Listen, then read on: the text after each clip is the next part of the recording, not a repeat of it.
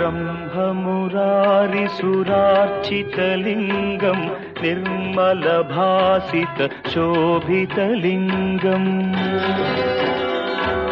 जन्मजदुःखविनाशकलिङ्गं तत्प्रणमामि सदा शिवलिङ्गम् देवमुनिप्रवरार्चितलिङ्गं कामदहन करुणाकरलिङ्गम् रावणदर्पविनाशकलिङ्गं तत्प्रणमामि सदा शिवलिङ्गम्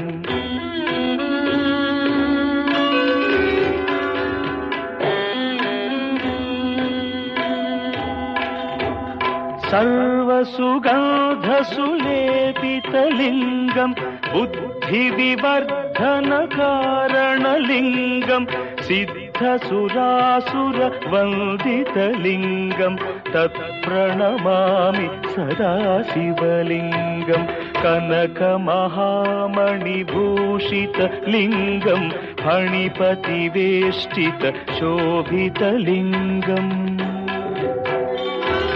दक्षसुयज्ञविनाशनलिङ्गं तत्प्रणमामि सदा शिवलिङ्गम् कुङ्कुमचन्दनलेपितलिङ्गं पङ्कजहार सुशोभितलिङ्गम्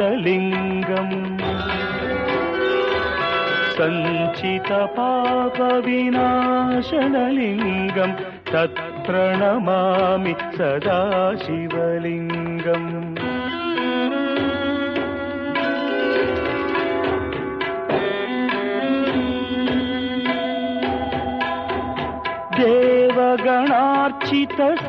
देवगणार्चितसेवितलिङ्गं भावैर्भक्तिभिरेव च लिङ्गं दिनकरकोटिप्रभाकरलिङ्गं तत्प्रणमामि सदा शिवलिङ्गम् अष्टदलो